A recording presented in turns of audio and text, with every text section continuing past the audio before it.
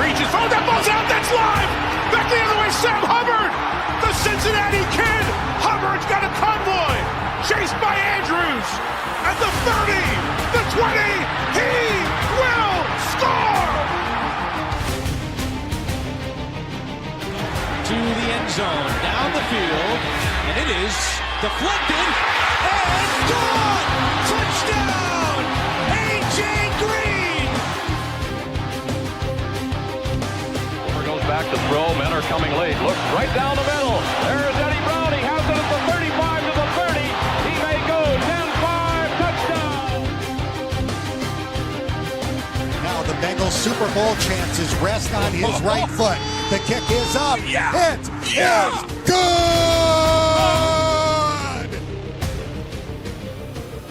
Corey Dillon, he's gone. The knockout punch, you're looking at it.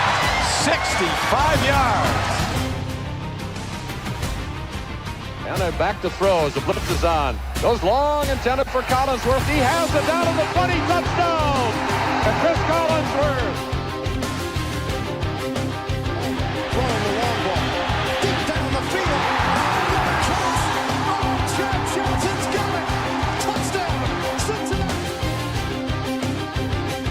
Look at Chase go. Oh, my goodness. What a gear he just found.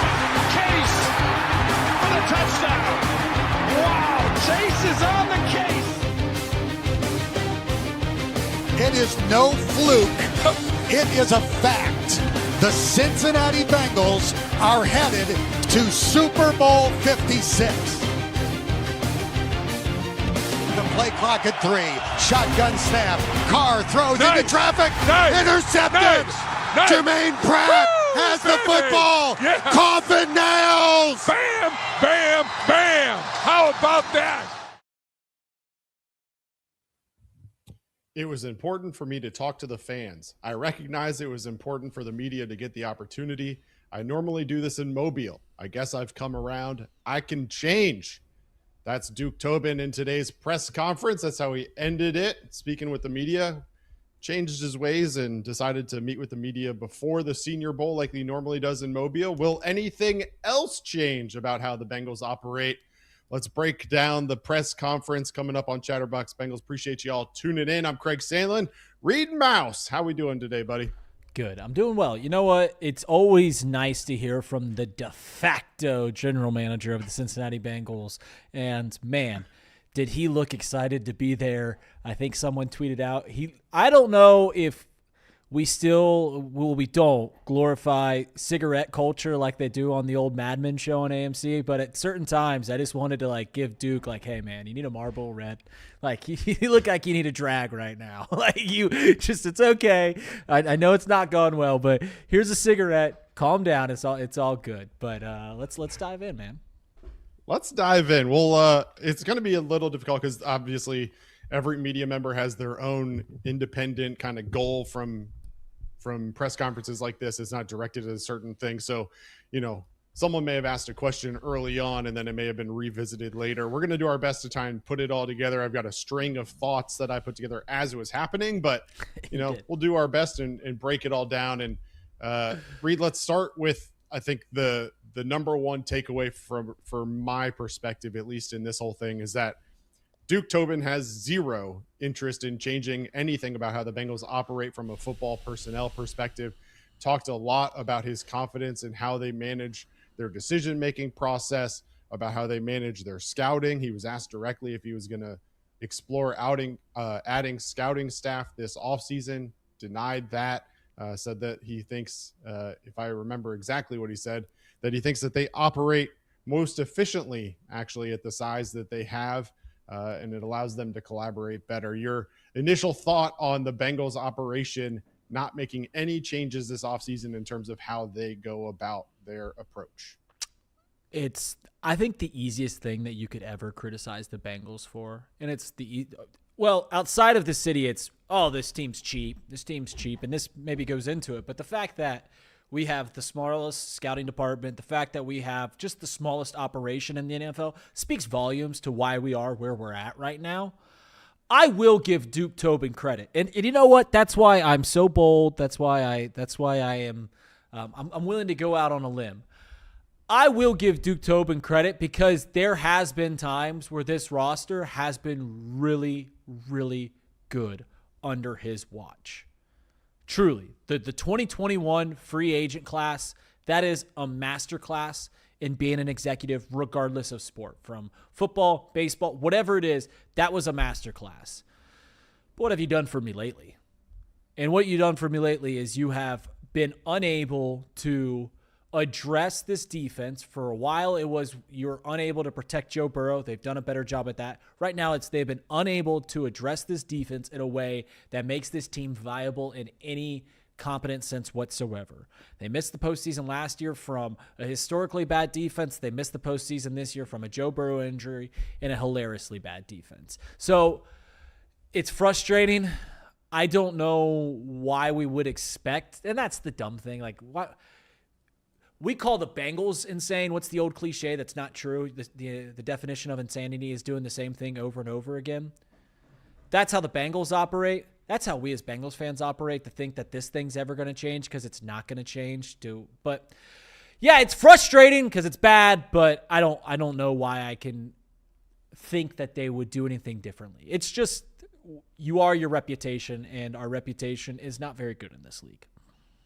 Yeah, that is for sure. And the exact quote from Tobin, if you weren't able to watch it, he said, "Our scouting staff is the size that it is because I think the collaboration is better at that size. We have never lacked for information on a player. There's never been a player we didn't have multiple large reports on. If we made a mistake, it's because we made the wrong decision. It wasn't because we didn't have information. We have plenty of information and opinion on players." And that was one thing as well. You want to comment on that? Go ahead. Well, just the idea that if we've ever missed, it's because we made the wrong decision, not the wrong information. It's like, duh, right? It's like, yeah, I made the wrong decision. Yeah, that's what we're getting mad at you for. We want your information processing, your information gathering process to change. We want you to make better decisions, however that is. I've said multiple times, the Bengals, if the NFL draft is a gun range, the Bengals are a terrible shot. I want to stand as close to the target as possible. And you know what? I want the best dang gun I can have too. If I can get a 50 caliber Barrett, like standing right in front of it, that's where it is. It feels like we're shooting a red rifle BB gun at times. That's the information process, if that analogy makes any sense. And the more I think about it, it didn't make a lick of sense. So I'll stop talking. Well, here's the thing, Reed, is that ultimately Duke Tobin spent a ton of time talking about this collaboration that they have internally amongst their organization, whether it was a conversation about drafting, whether it was a conversation about free agency, whether it was something as simple as who negotiates the contracts. Duke Tobin said everything is a collaboration. You know, there was even a time where he was specifically asked about who has final control over the 53-man roster, right? Simple question. When it comes down to it, who makes that decision? And here's what he had to say. "I don't know that we've ever defined that to any degree. We always come from a collaborative approach. Ultimately, if Mr. Brown's team, if he or somebody from the ownership group wants to step in and find the solutions together, but Zach and I visit with Katie and Troy and Mike, and we'll come up with what we feel is best. It's never been a power thing. When you have a collaborative approach, there isn't really a need for anybody to thump on anybody else. It's my job to come up with the collaborative approach and come up with a consensus and make the decision." So here's what I'm hearing, Reed, is that it's all a collaboration. We all work together, and there's zero accountability. So when we fail, it's a collaborative fail. So what are you going to do? Fire the owner? Nope. What are you going to do? Fire his daughter? Nope. What are you going to do? Fire me? I didn't make the decision. It was a collaboration. Nope. There was zero fear in this man's voice today in terms of his job security. And it resonated throughout. He talked so much about collaboration. He has zero fear for his job. Craig, are you a sadist? You wanted to hear some fear from this man? You wanted him to be a little scared? It's Pennywise the Sandlin. Listen. I wanted them to come out and actually show that they care and show that this year wasn't acceptable. Yeah, he said it wasn't acceptable, but what are you going to do differently? What are you going to change about it? Correct. Well, we're still in the process of putting together our – get out of here. Well, what I'll give you credit. Because all year long, you have said, I think when it comes to the reason the Bengals are in where they're at is they haven't drafted well. And you have said for the longest time that you think Zac Taylor has a significant amount of, I'll call it juice. He has a significant amount of sway when it comes to drafting. And I think out of Duke Tobin consistently saying, this is a collaborative effort. He is saying that is true.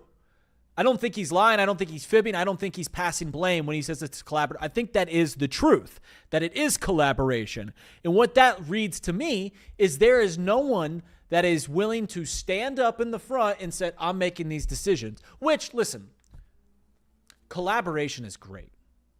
No man knows everything. No man is right 1,000% of the time. But sometimes you need someone who stands in the front and goes, this is what we're doing. This is why we're doing it. I've been a part of several organizations, and any time where the leader goes, well, what do you think we should do, right? What do you think we should do? You're a parent, Craig. Do you ever rope in your daughter on too many big family decisions? No, you don't, right? It's me and the wife. Me and mom are making the decisions. Sorry, that's just how it is. Duke Tobin has shown, and he's proven it today, that he's not willing to stay. He's not the authoritative person enough to where we can kill Duke Tobin for this. But it's not because he's inept. It's because he's not willing to stand up and say, this is how we're doing it. This is what we're doing. To where, once again, this goes back to what we say. I'm tired of saying de facto general manager. Get us someone that's making the decisions. And that way, when things go wrong, we go, all right, you're the problem. Get out of here. I don't know if that makes sense. But.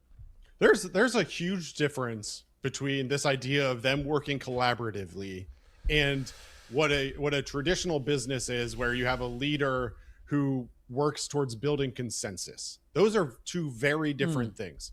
Having a collaboration that comes to a consensus decision is very different than a leader who builds consensus, right? Duke Tobin doesn't seem to have the ability to form his own decisions in a way that he then turns and pushes those decisions and beliefs on other people. Instead, he just takes all of these things, wants to make everybody happy, and in the end, nobody's happy because they end up at 6-11. Now, if you go to a business and you have a CEO or a leader who has a vision and ideas for how to grow a company, their job is to build consensus amongst the rest of the people in that business that this is absolutely the way we should go about it and attack it. And yes, at that point, it becomes a collaborative approach on how we reach those. But Duke Tobin is just like, I don't even know how we're going to go about do this. We're going to bring everybody together and we're going to talk about what we're going to do and how we're going to make this team better. And we're going to collaboratively come up with this idea. Well, I hate to break it to you, but that's exactly how you get into the position where you're in today, where you have no real direction, right? You talked about 2021 and the free agents that this team had on that team that made such an impact to be able to take them to the Super Bowl. And then here we are 3 years later, their big impact free agent signings were TJ Slayton and Oren Burks. Like that it's just not the same. And if you're not going to have a concise, consistent vision on how to build a winning football team, you're never going to have a consistently winning football team. So for this offseason, whose word of the year is continuity, they don't have continuity in their own philosophy, Reed. Let me ask you this, Craig. If this is truly a collaborative effort, if this is, because you brought up a good point earlier, where like when you say it's a collaborative effort, no one's taking blame for it. How does a group, a committee, come to the consensus that Shamar Stewart's the right pick? Like, it makes way more sense. It makes way more sense to just say like, oh, Duke was really in on this. Like, that was his guy. That's, I know the production wasn't there. What's wrong with the process to where if this is like a collaborative effort, do they all come together and go, yeah, I think the best foot forward is Shamar Stewart, with all due respect to Shamar, and maybe I don't mean that fully, but it's how do you say it with your full voice, Reed? Say it with your full body. I think what I meant to say is I don't mean the with all due respect part.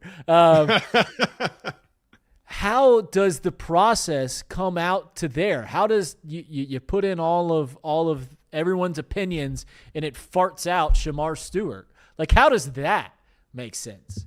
It makes way more sense to think that there was just a loon at the top of the thing, just go like, Shamar, we want Shamar. Shamar's gonna be it. It doesn't make any sense to where you're getting half a dozen to a dozen people in and go, yep, this is it.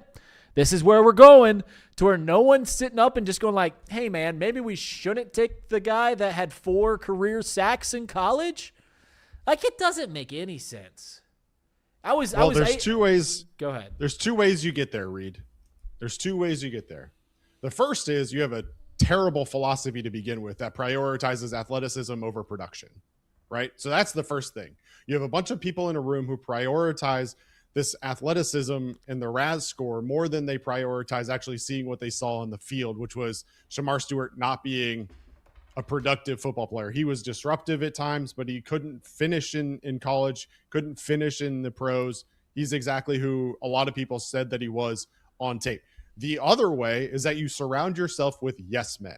So when you're trying to build a collaboration around yes men, that's really easy. And guess what? I think we as Chatterbox, we as fans, we all agree that Zac Taylor is a yes man. He is a culture guy. He's not there to ruffle feathers and to shake things up. And so when Duke Tobin, when these scouts, when Zac Taylor get in a room and they talk about who they're going to draft, none of them are so firmly like ingrained in their belief that they're willing to fight about it. And he was asked directly during this about what happens when you go head to head and you have 2 or multiple people who all believe different things that are all trying to get their way. Like, who makes that final decision? And Duke's answer wasn't, oh, well, I have the ultimate final call and I make that decision. It was, we never really have that issue. We all talk through our beliefs and then we come up with a collaborative answer. And we never really get to that point where we're butting heads like that. How do you get there, Reed? You have yes men who are strictly taking the word that they're seeing from the 4 scouts that they have in this department and saying, yeah, that's gospel. That's great. This guy's perfect for us. Let's go get him. Versus somebody who actually takes the time, builds their own idea around a player, around a philosophy, and comes in and is willing to shake things up. I got to where I am from a professional standpoint, not talking about C-Box, because I'm not afraid to speak up and I'm willing to push back. Now, I do that privately, and once we get publicly, I'm never going to say that I disagree with the decision. But my job behind the closed doors is to make sure that my boss or whoever it is that I'm having conversations with is thinking through all of the different possibilities, including the negative and the positive. And so if we leave that room, we may not agree on it, but I'm never going to say that publicly. The difference is that the people in that room are all leaving the room agreeing with every decision that's happening because they're yes men and because they all have this weird philosophy around how to build a team. Remind me if I ever start a business venture not to hire you, because I don't like confrontation. So I like yes men. I am not the person for you then. Yeah. No, it's interesting. I don't know our scouting department. I don't know their resumes. I don't know where they've came from. I would go out on a limb and say, like Duke Tobin, like a lot of people, we know the Cincinnati Bengals are pretty insular, right? They like to hire from within. They like to bring guys that are in the building and move them up, which is great if you can get in that ladder and you can start climbing up it. But it's bad for what I've said, which is I want voices from outside. I want someone that's been a part of the Philadelphia Eagles front office, or I want someone that's been a part of the Chiefs front office or the Rams front office or scouting department or whatever that see the game differently than the Bengals do. Because listen, like okay, we'll compare it to work. I've had one other job professionally as an adult than Chatterbox. All I know is Chatterbox. I don't know how other businesses operate. I know how Chatterbox operates and I know it well. But if you're asking for someone to do something differently, I'm not going to do that because I've only been here. I imagine that's how it is with the Bengals. So we're like, hey, this is where they've grown up. This is where they've learned. So they learn from them. It's nice because you get a nice cohesive unit and everyone gets along. But it's bad because you never get the quote unquote fresh set of eyes. You never get someone that's had success elsewhere that goes, hey, maybe we should try this way. This really worked at the last job. I really like the way this did. This produces great results. We don't have any of that. What we have is like, hey, this is the way we've always done it. That's what we have here in Cincinnati, which is so frustrating, which is above all else. If there's ever been a take, and you've given this take, I've given this take, pretty much everyone that does media here in this city has given this take, I just want someone new in there. I've said before, I don't even need Duke Tobin to lose his job. I just want someone new that you give some serious sway, some serious juice in the decision-making process that just sees the sport a little differently, that sees the process a little differently so that they can go, oh, I never thought about that way. Maybe we should do it that way.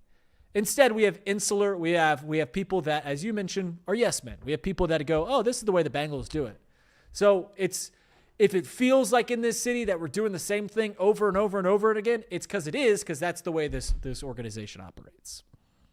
Yeah. The one thing I'll say is that having this organization of yes men is how Duke Tobin has the job for 26 years, and how you don't have to worry about anything is because there's no pressure and everything is, oh, we're happy with Duke on the team because he does whatever I tell him to do. Right. Like, it's a great way for a job to have job security. It really is, but it's not a great solution if you're legitimately trying to win a championship with an organization that you've been to the playoffs twice in the last, or won 3 playoff games in the last however many years. Like, you've been to 3 Super Bowls as an organization total. I can't imagine that that's something that you get by with somebody who actually has the drive to win. Luck into Super Bowl appearances rather than working towards them. Drive is the right word, because I'm a true believer in maybe not survival. I'm a true believer in competition breeds the best out of people, or at least shows the most that you can see. And if you don't have a competitive atmosphere to where, like, guys, you don't want them looking over their shoulder and constantly thinking they're going to lose their job, but you want them to know that that's on the table. Like, if you're not doing your job, you don't get to keep it, kind of thing. And we just don't have that in this town, do we? We just don't. Like, because they're not hungry enough to where they can take swings, or they have to make the right decision, because they know at the end of the year, when they sit down with Mike Brown, there's going to be a contract passed across the table, and they get a sign on the dotted line for another year. We get shadow contract extensions for a head coach, to where we didn't even know about it till a month ago, that Zac Taylor is not just here for next year, he's here for 2 more years. Like this, that's the kind of thing that we run here in this city, and it's so frustrating, and it's just so ass backwards. It's the one phrase that you can do to sum it up, and it's true, because the Cincinnati Bengals, they're a mom and pop shop, to where this is the most competitive industry in sport. It is. There's so much money at stake. Everyone that's an owner is making it hand over fist, right? They're raking in billions of dollars. The Bengals are in the green before they sell a single effing ticket. And we are still running it like it's the local nickel and dime. Like it's the local ice cream shop. It's just, we'll just keep it running through the family, and we'll just keep everyone around here. To where other organizations that used to be like that, i.e. like the Philadelphia Eagles, there's several teams that used to be ran like that, no longer the case, because they realize how incredibly competitive this industry is. And the way that the Bengals are running it is not competitive. It's not conducive to competition. It's not conducive to consistent winning. Yeah. I go back to the letter that they published just a few days ago from Mike Brown. A letter that I think some of us interpreted to put a little bit of pressure on Duke Tobin and on Zac Taylor to right the ship. A letter that I think we interpreted to say, hey, they called him out by name. Called him out by name for the first time. After thoughtful consideration, I'm confident that Duke Tobin and Zac Taylor are the right leaders to guide us forward. They've proven they can build and lead teams that compete for championships. We trust their plans and expect to return to the desired level of success. I think a lot of us took that letter and them specifically calling out Duke Tobin and Zac Taylor by name as some external pressure for the first time really in either one of their tenures. Duke Tobin specifically had never been really called out. What I will say is that there was zero inclination in that press conference that Duke Tobin or Zac Taylor's job is in jeopardy. Duke Tobin praised Zac Taylor over and over again. He talked about certainly the defense and the talent on that side of the ball. And there were certain people that interpreted some things that were said a little bit differently than I did in terms of specifically closing out games. He talked a lot about the Chicago game and about the Cleveland game to end the season and about how they didn't close out those games with wins despite, everything going the way that they did, and how it should have been a different outcome, and how it was one guy out of 11 that just didn't function on the technique that was taught and preached over and over again. That doesn't sound to me like it's on Zac Taylor or on Duke Tobin. It sounds to me as if it's, hey, this young guy made a mistake on a play and it proved to be the real reason that we lost a game. Not that, hey, Duke Tobin or Zac Taylor and his staff didn't coach him up well enough to make sure that happened, or didn't happen, I should say. But he said we put a lot of work into getting the technique taught. Then the technique isn't implemented in the last play of the Chicago game, and you end up where you end up. One mistake by one of the 11 has catastrophic results. Like, that doesn't sound to me like someone who is putting pressure on a coaching staff. That sounds to me more so talking a lot about the talent, which, oh, by the way, you drafted, Duke. It's right. It's just so I'm trying to grasp my thoughts as we go through all this. It's so interesting that they do not, like, the thing that we always are critical about the Bengals is that it doesn't feel like there's pressure coming from anything. Like, it doesn't feel like there's pressure coming. I was just sitting down earlier today with our bosses, and they were like, hey, who was the coach before Marvin Lewis? And I was like, I don't even know. That's how long ago it was. I had to look it up. I got it right eventually, Dick LeBeau. But, like, it's just been so long because there's not pressure anywhere. Continuity's great. You don't want to be a revolving door. You don't want these jobs no one wants to do a job and constantly worry about one thing can blow this whole thing up. But you also can't work with impunity. You can't work with the option that, like, hey, nothing bad's ever going to happen regardless of what is. Yeah, it's great that Mike Brown calls them out by name. And yeah, it's great that there is cohesion between the front office and the coaching staff between Zac Taylor and Duke Tobin. But at some point, it can't just be the people like you and I, like all the media members in this city, and the fans, the millions of fans that support this whole endeavor, the Cincinnati Bengals operation. It can't just be on us to be the ones that are putting pressure on them. And it's pretty clear that Duke Tobin's not putting any on Zach, and Mike's not putting any on Duke, and Mike's not putting any on Zach, outside of, hey, this, you can read through the tea leaves on this letter to the fans. We'll call you by name, but that's pretty much it. And it's just frustrating. I don't know what else to say. Yeah. He did talk a lot about the talent. He said we have emerging talent on defense. I don't think we're there yet. On offense, I would put our talent up against any team in the league, probably better than most teams in the league. Now it has to stay healthy and produce and not put up 9 touchdowns for the opponent. Our defensive staff is really impressive.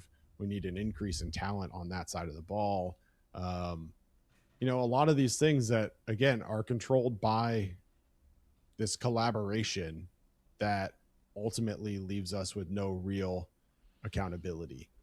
And I think, there was a lot of conversation about how do you attack this offseason? And it was interesting to me that Duke didn't seem to give any real insight into plans this offseason. I think a lot of us have thoughts around specific players, specific positions that need to be attacked, how they're going to go about attacking it.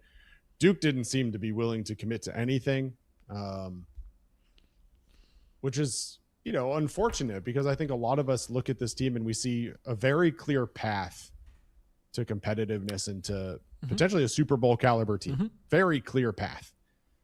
And I think it could have been very easy for Duke to sit up there and say, hey, this year wasn't good enough, which he did. He year wasn't good enough. He admitted that it was a disappointment and a letdown and all of those things, which is great. That's fine. But he could have easily sat up there and said, here's how we need to get better, and we need to address these positions. And he didn't. He refused to. And when he was asked directly about it, he said something along the lines of, we're still working through our complete plans. It would be difficult for me to give you real detailed insight without giving away our plans. So we don't have our plans, but also I'm not going to give away our plans. It's just a lot of double talk and just not much real insight into how things are going to change, which is the most disappointing thing of it all. Is that, again, we talked about 2021, but he made a comment at some point that was we've done it multiple different ways, whether you look at 2021, where it was a combination of drafted players and free agents. We've done it with just drafting players. He even talked about undrafted free agents, which is such a weird thing to bring up, because at least from my memory, I don't remember any significantly impactful undrafted free agents. I could be wrong, but Jake Browning was an undrafted free agent, right? And that do anything for us? That was a good impact. That was a positive. That was a net positive for the Cincinnati Bengals. Was Jake Browning starting this year? Net positive. Yeah. Yeah. Said you can't build your team around free agency. You have to have your draft picks and young guys come on. It's not sustainable to build around free agency. Someone said Vontaze Burfict. Was Vontaze Burfict a? Yeah, but he was undrafted because of the challenges he had in college around the legal system and his personality traits. Let's get some I don't of know those that guys. I consider him in the same realm per se necessarily, but a lot of praise for the offense, a lot of conversation around signing T and Jamar this past offseason, along with Mike Gesicki, obviously, but a lack of addressing the defensive side of the ball, obviously. And ultimately it did seem as if that was going to be a priority this offseason, was the defensive side of the ball, but didn't really give any clear insight into how they're going to go about doing that, whether it be through the draft, re-signing guys, free agency, etc. Listen, there's a reason for that. If agents know that, if you would have said we're looking at free agent linebacking, if you're an agent of a linebacker and you know that the Bengals are looking for a free agent linebacker, you get leverage, and that's a money thing. That's a leverage. He didn't want to give up, show his cards, and I don't want to do the peek behind the curtain Wizard of Oz thing right now, but all us Bengals fans, me included, everyone, we got excited for this Duke Tobin presser. It's the first time we heard from him. He made it a point. He got called out by the owner earlier this week. But if you sat down and thought before this presser, what are we going to find out? Is he going to throw guys under the bus? That doesn't seem Duke Tobin's MO. Is he going to MF himself? Is that going to be no? I think that we got excited because we wanted to hear him and see if he'd take blame. Of course, he's going to take a little bit of blame, we weren't good enough, and I put that on myself. That's is what we got. And to think that we were going to get a glimpse into their insular idea of where this offseason was going to go, admittedly seemed a little silly just by the way that they operate. That being said, it doesn't change the fact that he was unwilling to commit to where they were going to go. Hey, we're going to go look at veterans for safety and linebacking. We're going to look at edge rushing, whatever it is. But outside of getting those plans, it doesn't change my optimism on why I think this can be a successful offseason, because there's not the distractions on the side. There's not Trey's of our lives. There's not Trey Hendrickson's distraction on the side. We don't have to worry about Jamar Chase and T. Higgins. Like it's the same reason that we all have optimism. Is we look at this offseason, we go, they've got one thing. Can you just prove that you could do this one thing? I just need you to do one thing. And that is fix this defense. It's all they've got. They've got money to do it. They've got draft picks to do it. That doesn't change my optimism, but it is, I guess, unresulting.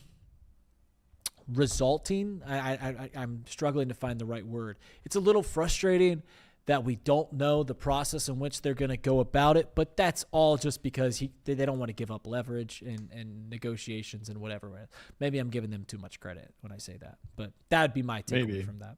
I don't know. There were just a couple different moments where I felt like they were behind the eight ball. You know, like he made a comment early on about how they just got done with a week of like college scouting meetings. Like, just feels like everything is delayed with them. And maybe I'm wrong. I'm not in the front office. I don't know like how other teams operate every year, but like to think that they're just now starting their like elaborate meetings about college scouting, to think that they don't have their plan nailed down for how they want to attack free agency in this offseason in general. It just feels like partially because of the small staff probably, but like also because it's Duke Tobin and he's been here for 26 years and that's just what he does. But like, I feel like everybody else has this plan that they're ready to attack the offseason the minute the offseason hits. And like, it just doesn't feel like the Bengals are in that position to like really do that. Right. I mean, I don't know. They're behind. They're behind because they don't have the staff to get ahead. That's why they're behind.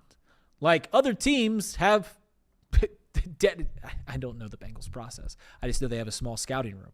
There's people that are constantly, their main focus, their only focus is, hey, I got to go check out this kid at this draft, or I got to go to this game to check out these players and stuff like that. The Bengals kind of do everything haphazardly because at the end they're like, oh, well, season's over. Now we got to start locking in on the draft.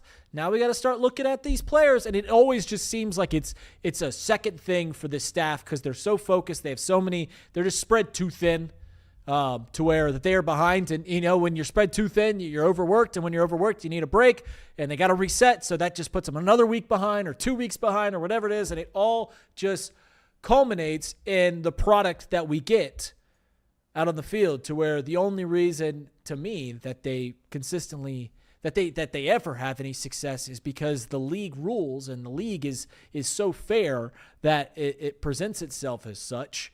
And not because it's a well-run organization. Basically, what I'm saying is the reason that they have any success is things fall in their lap, i.e. Joe Burrow, i.e. Jamar Chase, or previously the one draft where you get A.J. Green and Andy Dalton, to where that's why there's any success whatsoever. And because they are so behind, because they are so cheap, they will never consistently do that. I've said this before. The reason the Bengals are in this position is because they haven't drafted well. It's not to say that they can't draft well. They just can't do it consistently. They can any team. I could go out there. You give me 15 drafts, NFL drafts, I'm gonna knock one out of the park. But I'm not gonna be able to do it consistently, and that's how this team is because they're just behind. You were about to say.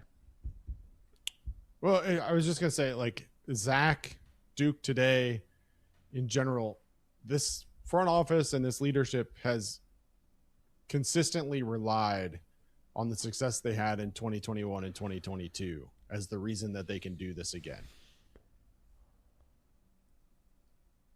Two-part question. One is, how long can you just ride the coattails of 2 years of success versus 3 years of missed playoffs now? And two, and someone put this in the chat, like, do you have any concern that they do find a way in 2026 to get back to the playoffs and all of a sudden we reset this like 5-year calendar and we're stuck in the same rut for the next 5 years into 2030 and beyond? To answer your number one, use fans as a way of our sentiment regarding this team as a way to understand. For the last 2 years, we kind of thought this team was still a contender, just something went wrong. This year, we're like, all right, there's something seriously effed up about this organization, so it cannot continue. So they have one more year of riding off the coattails of that 2-year stretch. Secondly, yeah, that's a real concern.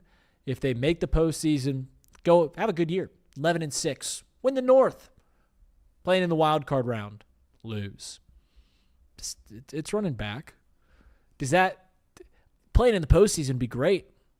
But the reason that we set the goal of just making the postseason is because, to our knowledge, everything we've ever seen with Joe Burrow is that when he gets in the postseason, it works. You get to the Super Bowl, you get to the AFC Championship game, you win multiple games, 5-2 in the postseason. What happens when he gets clipped? Tom Brady gets clipped in the first round. Aaron Rodgers got clipped in his first game. Like, that happens. Josh Allen's not had the best success in the postseason, despite probably being the best statistically. He might lose this weekend. Like, that happens. How drastically does that shake the core of our fandom? Because right now the goal is, hey, we get in the postseason, it's all gravy. We win those games, baby. Just get in there, we win those games, because that's what Joe Burrow's always showed us. What happens when we get there, have a good year, lose? Does it? And to your question, does that reset the clock? Does that go, well, they just had a good year, we're really going to pull the rug out from underneath them? Because we know the answer. If they make the postseason, we're in for at least 2 more years of this. After that, at least 2 more years. So yeah, it's frustrating, and you know that answer, Craig. You know that's the case. They make the postseason, we're locked in for 2 more years of Zac Taylor and Duke Tobin. Yeah. All right, I got a couple more things I want to get your take on, and then we'll wrap this up. I'll start with he made a comment that successful defenses have to be able to pressure the passer. You'd like to be able to pressure with 4. We need pass rush. That relieves the strain on the coverage. Here's the part that was interesting to me. I'm a guy that believes in the front on both sides of the ball. That's my focus, whether you believe it or not. People may not believe me, but that is my focus. Duke Tobin saying that he believes in the front on both sides of the ball. Do you believe him? He says, you may not believe me. Do you believe him? I'll believe it when he signs Dalton Reisner to a 2-year extension within the next month. Fair enough. Yeah. Listen. But I don't believe it when I continue to watch people like Cordell Volson take starts for 3 years or whatever. Hey, Cordell was a good 5th round pick. That was a good 5th round pick. I'll stand. That was a hit. And the many misses that Duke Tobin missed on, give me Cordell Volson as a hit. Here's the thing. Yes, if you've watched Pee Wee football, if you've watched high school, college, what's the difference when you're watching college football between the teams? Every once in a while, you watch 10 years ago, you watch Alabama go up against some team that has a great quarterback and a great wide receiver and a great running back and stuff like that. Then you watch Alabama go up against them. You're like, oh, this is a different sport because they got guys that bully at the line, both offensively and defensively. And the Bengals, for the most part, have not had that. The reason that I am skeptical, and I'm going to turn some people off about Caleb Downs and a great safety play, not saying that he can't be a great player, but the reason that I was okay with getting rid of Jesse Bates 3 years ago was I understand that it all starts internally. It's the most important position on the field is quarterback. The second most important position is your left tackle. The third is your edge rusher. And it always, the greatest luxury in this sport outside of quarterback is a pass rusher from the interior defensive line. When you get someone that is a D tackle that can get after the quarterback, you are so far ahead of the 8 ball, it's crazy. So he's right, and I like that notion. I love that notion, Duke, because you are right. If you get good pass rush, if you're getting after the quarterback in this league, you're going to have some success. You're going to make your linebackers look better. You're going to make your safeties. You're going to make your cornerbacks look better, and that's a big portion of why they haven't been good. Even when Trey Hendrickson's setting the league sack record or leading the league in sacks, The other side was doing nothing. I mean, he had like 25 sacks all season. 17 of them came from one guy. So he's right. But what does it matter if he understands it? If he understands that case? If he's not making it better, Craig? What does it matter if he acknowledges what we all know to be true? It all starts in the trenches. If you're not making the trenches better, what does that matter? Nothing. Doesn't matter. All right. 2 more for you. I think first one's a quick, obvious thing. DJ Turner and Dax Hill, both guys that they want to bring back or extend this offseason. I think that's a pretty obvious answer. He praised both of them for their coverage ability and did talk about how they both developed into fine players and how he wants them to be part of the cornerstone moving forward. If DJ Turner and Dax Hill aren't on this defense next year, then I don't know how this defense, like, not to say that they are like otherworldly players, but there are so many needs, and I wouldn't define them as needs to where those are layups in terms of bringing guys like that around, like keeping guys like that around, because there's so many holes to plug up. Those aren't holes. That's still there. So those are layups. Absolutely. All right. And then asked about coaching staff changes and stuff like that. He said, it would be a different story if I didn't see young players progressing and I didn't see progression of knowledge and execution on our defense. The reason it's not is because I see growth in a 24-year-old Miles Murphy, young corners, Jordan Battle. We need those guys to take on a leadership role to demand execution.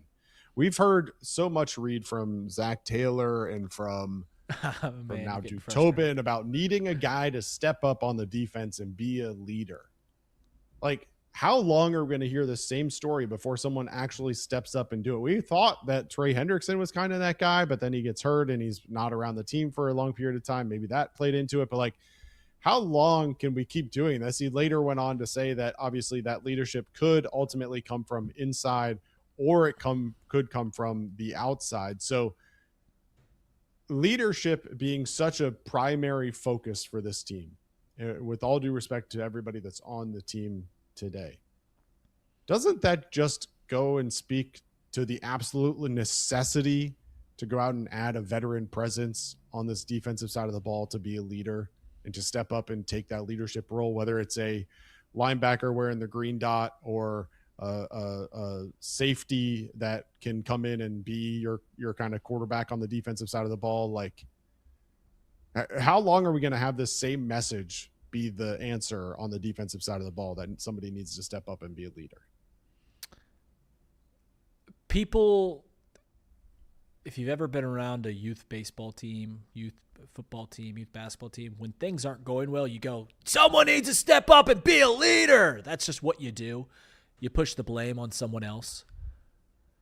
And that's what they're doing right now. And it's not to say that it's not true. They certainly do need someone to step up. You want to know why? We had Paul Danner Jr. on yesterday on Off the Bench. And he mentioned that the Bengals team that started 2 rookies this year were the first team since 2013 to start 2 rookies at that position, linebacker. You want to know why rookies rarely start at linebacking? Is because, or at least twofold, it's because it is a position that is seen as the leader on the defense.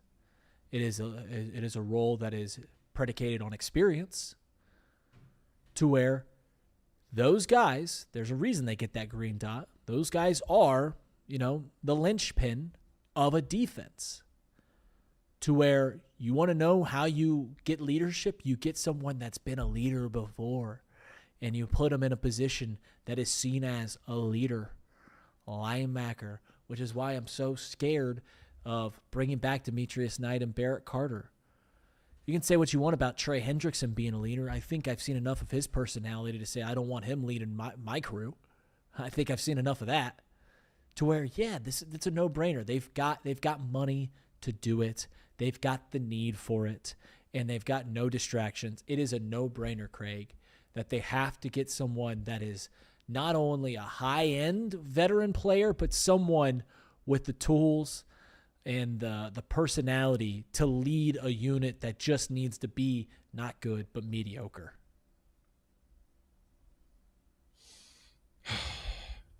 You were getting frustrated there for a second. You were getting frustrated there for a second. Well, it's just so sad that we're asking for mediocrity. Like, and part of this is like a credit to the offense. I get that. But we're sitting here begging for mediocrity, Reed. We're not even asking them to have some Super Bowl caliber #1 defense in the league kind of thing.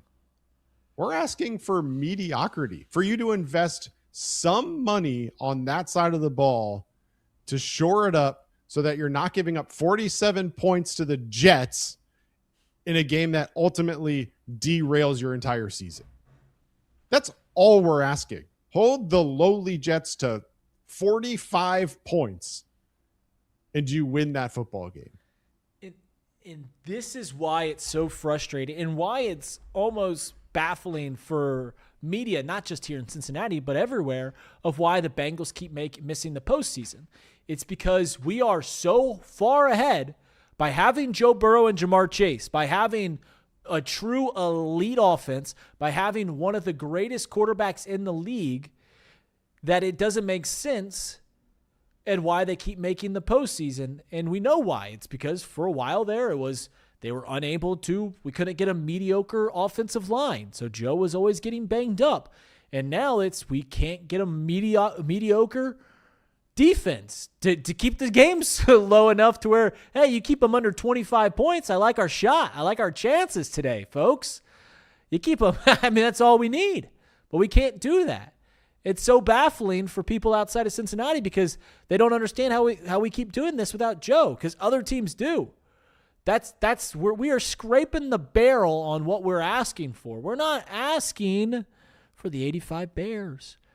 We're not asking for the mid-2010s Dallas Cowboys offensive line. We're just literally saying just keep 9 upright and keep the opposing team under 40 points, and it'll be okay. It'll be okay, I promise. But we can't get there. Well, let's wrap it up with this. Reed asked about why he deserves to keep his job.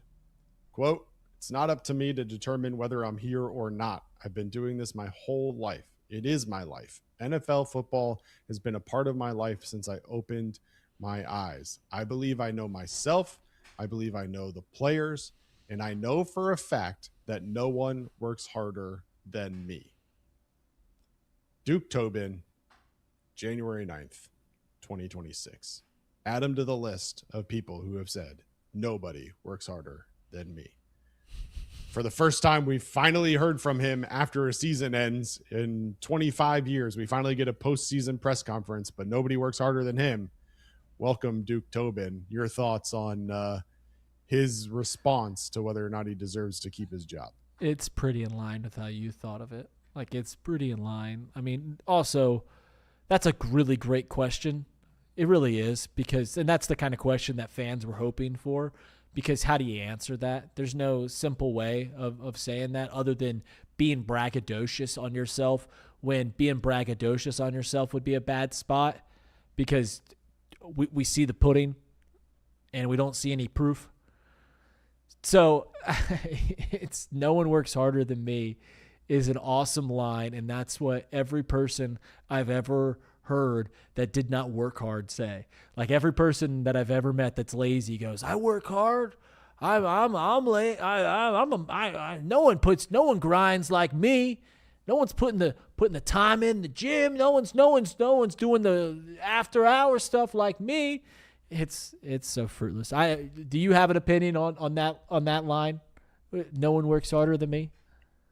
Maybe it's true. Maybe it's true. No better way to know that somebody's underachieving than by them telling you that they work harder than anybody else. Because we see who works hard, right? You know who works hard. You don't need to say it. It's the Game of Thrones. There's never been a king that's had to establish his authority that actually has it. It's it's you see it The proof, to do the pudding joke again, the proof is in the pudding. When you work hard, people know it. And I'll say this, if you truly believe that, Duke, if you truly believe that nobody works harder than you, then maybe you should try and work smarter, because what you're doing is not working. It's not working. Like you gotta figure a way to expedite it. I don't know. Maybe just ask AI a few questions like, who should the Bengals draft in the first? Yeah, maybe that's the answer. Maybe we save Mike Brown a few bucks and just fire Duke Tobin, and we just ask Grok like, hey, who should the Bengals draft in the first round? And then spit it out, and we send that to Roger Goodell at the first round of the draft. I think that's a great point. Let's ask Google right now. For the 2026 NFL draft, mock drafts suggest the Bengals picking 10th, and they should target Ohio State safety Caleb Downs, a versatile zero-weakness player, or they could address the defensive line with Clemson's Peter Woods or edge rusher David Bailey from Texas Tech, given the defensive needs after losing Jesse Bates. We're still running it back with Jesse Bates. Appreciate you, Google. Oh, they also mentioned Ruben Bain later on as well. So there you go. But secondary and defensive line, very clearly the two priorities for Google's AI responses. I think we all can align with that. And I'm on the record that if the Bengals pick an offensive player in the first 3 rounds of the 2026 NFL draft, I'll be very disappointed. Any final thoughts, Reed? You don't want Carnell Tate in the first round? You don't want Carnell Tate with number 10? Think about how many points we could score, though, Craig. Think of how many points. I bet you we could put up 46 points against the New York Jets if we added Carnell Tate. I have no more thoughts. I will defer when it comes to the first round of the draft to the experts. You tell me who would be good for the team, and I'll be supporting it, and I'll take all the pros and I'll just throw away the cons, because who cares? I can promise you this: whoever we pick, we're gonna be a downer about it and be negative about it, because it probably won't be any of those 3 or 4 names that we just listed that everybody seems to think is a surefire solution to a need. And we'll go out and draft some offensive lineman or some other answer that doesn't actually address a need, and we'll be stuck in this cycle yet again in 2026. But we'll wrap this one up. It's been a fun afternoon of watching and dissecting Duke Tobin, I guess. And I do want to say, like, whether I agree with what he said, whether I think that he's doing a good job or not, I do think that him stepping in front of the media for the first time in 25 years after a season is a good first step. And I opened the show with it. I will end the show with it. He said at the end that I can change. And if this is something you guys feel is important, I can do this. Well, let my last message to Duke Tobin be, you need to change in multiple other ways too. Add to your scouting staff, change the way you approach the draft, change your philosophy, and maybe the Cincinnati Bengals can meet the expectations of this city for the first time in many, many years. We look forward to that day happening, and we look forward to hopefully the Bengals getting back to the Super Bowl in the near future. For Reed Mouse, I'm Craig Sandlin. This has been Chatterbox Bengals. We appreciate you tuning in. We'll see you next time. Hoo day.